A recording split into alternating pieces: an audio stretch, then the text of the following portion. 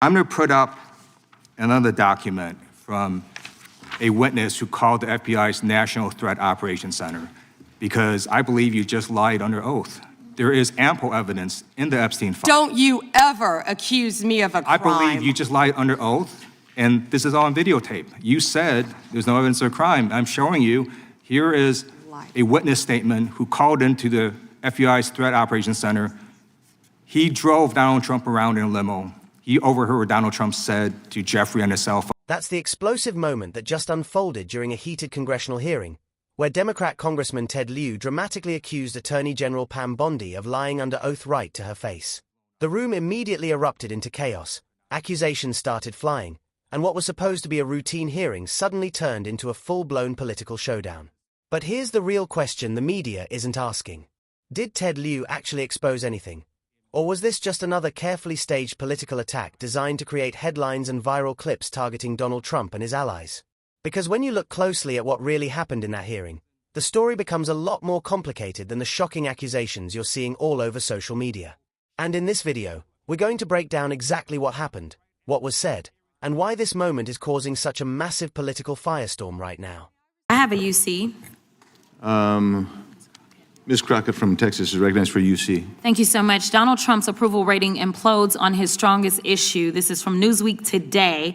It says 40% of people approve of Trump's handling of immigration and border security, while 60% disapprove. Without objection, that is a admitted. net drop. Now I recognize the gentleman 20. from California, Mr. Lieu.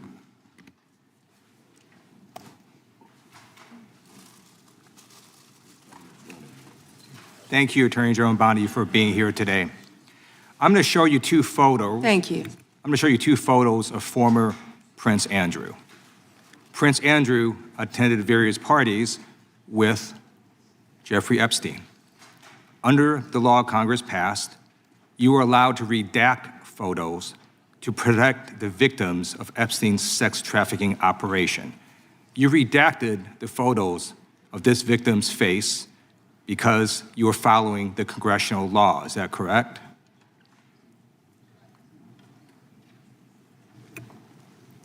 I'm sorry that we redacted the victim's Because you were face? following the congressional law, correct? Yes. Okay. You have now established that please put the photos back up, that we are looking at a sex trafficking victim. Under the Federal Victims Trafficking Protection Act, not only is Jeffrey Epstein guilty, but anyone who patronizes Epstein's sex operation is also guilty of a crime. That's why I find it absolutely despicable that you sought to protect Epstein's clients, like former Prince Andrew. Last July, you closed the case on Epstein's abusers. The July 2025 memo from your Department of Justice stated, quote, "We did not uncover evidence that could predicate an investigation against uncharged third parties." These two photos, please put the photos back up.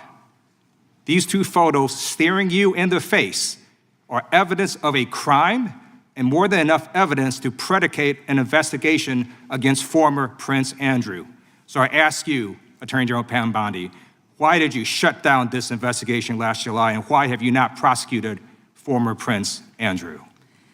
I don't believe you asked Merrick Garland these questions when he was Attorney General and set before. I agree with you. You twice. I'm reclaiming my time. I agree with you. I agree with you. During the Biden administration, I called for people looking at Epstein files. Merrick Garland dropped the ball, as did Attorney General Bill Barr, as did Alex Acosta, a whole string of failures, but you are in charge. You have the power to change things, to hold these men accountable, and you're doing the opposite. You're protecting them. So I want to move on to another man. Can I answer Donald that, Trump. though? I want to move on to another question. Can I answer your question about protecting You answered the question. You're saying no. I love this. I want to discuss another man, Donald Trump, who is all over the Epstein files, like former Prince. Here's the video.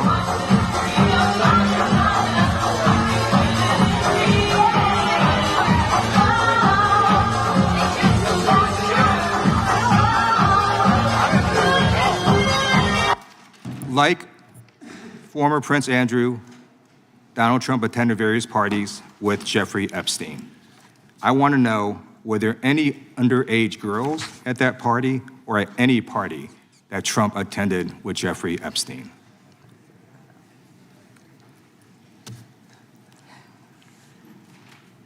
This is so ridiculous, and that they are trying to deflect from all the great things Donald Trump has done. There is no evidence that Donald Trump has committed a crime. Everyone knows that. This has been the most transparent presidency.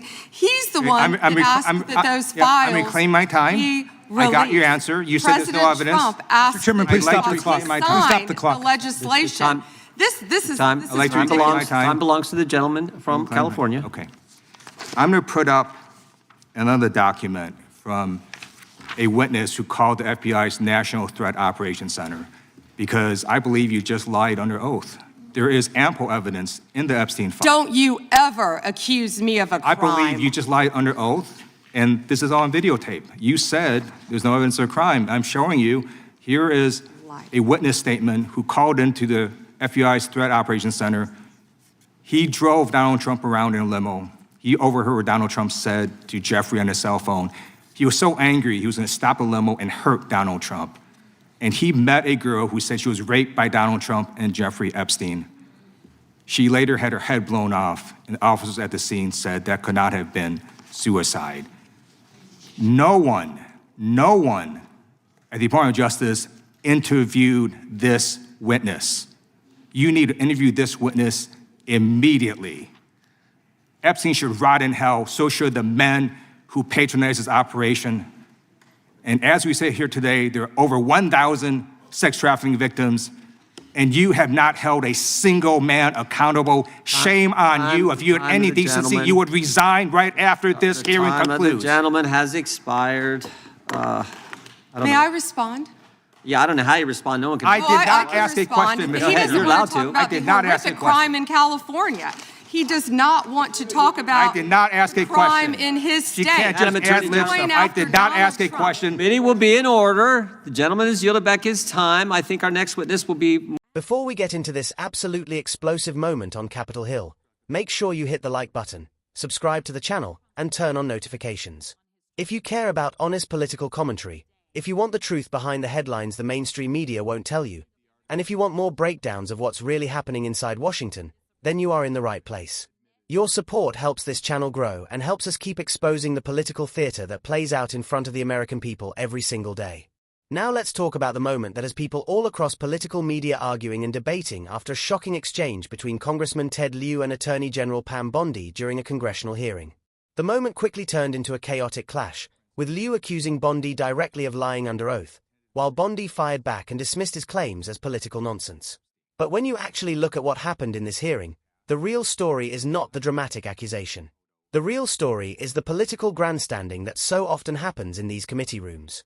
The exchange began when Ted Lieu started questioning Bondi about the Justice Department's handling of the Jeffrey Epstein investigation and whether additional individuals connected to Epstein had been properly investigated. Lieu brought up photos of Prince Andrew attending parties with Epstein and argued that those photos should have been enough to justify further investigations. He pointed to a Department of Justice memo that reportedly stated there was no evidence to pursue charges against additional third parties tied to Epstein. Right away, you could see where Lieu was going with this line of questioning. He was attempting to frame the situation as if the Department of Justice had deliberately protected powerful individuals. This is a familiar tactic used during hearings. A member of Congress presents selective information, builds a narrative around it, and then tries to force the witness into a corner with emotionally charged accusations.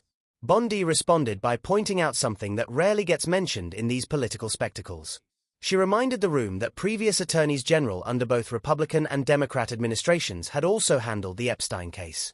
Names like Merrick Garland, Bill Barr, and Alex Acosta were all part of the chain of officials who dealt with aspects of this investigation over the years. In other words, the idea that this entire situation suddenly began with her is simply not accurate.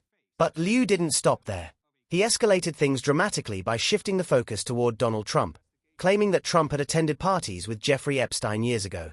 At that point, Bondi pushed back strongly, calling the suggestion ridiculous and stating that there is no evidence that Donald Trump committed any crime connected to Epstein.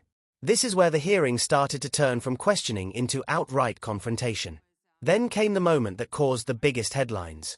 Lieu accused Bondi directly of lying under oath, claiming that a witness statement existed involving a limo driver who allegedly overheard a conversation between Trump and Epstein. Lieu dramatically suggested that the Department of Justice had ignored this witness. This is the part where viewers need to take a step back and look at what congressional hearings actually are. These hearings are often less about discovering new facts and more about creating viral moments. Lawmakers know that dramatic accusations make headlines. They know clips will spread across social media. They know partisan media outlets will amplify those moments. But an accusation inside a hearing is not proof of wrongdoing. It is a claim made during a political confrontation. Bondi reacted exactly how you would expect a sitting attorney general to react when accused of lying under oath. She rejected the claim outright and defended the department's position. The chairman eventually had to step in because the exchange had become so heated that both sides were talking over each other. Now here is my take as someone who has watched these hearings for years. What we saw here was not some shocking revelation that suddenly exposed a massive cover-up. What we saw was a member of Congress using a hearing to create a dramatic moment. This happens constantly in Washington. Democrats do it. Republicans do it. The goal is often to generate clips that their political allies and media supporters can circulate. What also stands out is the attempt to drag Donald Trump back into the Epstein conversation despite the fact that no criminal charges or evidence have ever tied him to the crimes Epstein committed. Bondi made that point very clearly during the hearing. She stated that there is no evidence that Trump committed a crime, which is a factual statement based on the investigations that have taken place. And this is where things become important for viewers to understand. In today's political environment, accusations alone are often treated as proof. A dramatic claim gets made, the clip spreads online, and suddenly millions of people believe something happened even if the claim itself was never proven. What Lieu did during this hearing was deliver a political attack. Bondi responded by rejecting it and pointing out the broader context of the Epstein investigation across multiple administrations. The hearing ended with chaos, raised voices, and accusations flying across the room. But if you strip away the drama, the core reality is this: congressional hearings are often political theater. They are designed to produce moments exactly like this one. And that is why it is so important for people watching these clips online to go beyond the headlines and actually look at what was said, what evidence was presented, and what remains simply an allegation. One thing is certain though. Moments like this show just how divided and combative Washington has become. Instead of calm fact-finding discussions, we get viral showdowns that look more like cable news debates than serious investigations. And I want to hear from you. Did Ted Lieu expose something important here? Or was this another example of political grandstanding inside Congress? Let me know what you think in the comments below. If you enjoyed this breakdown and want more honest analysis of the biggest political moments happening in Washington, make sure you like this video, subscribe to the channel, and share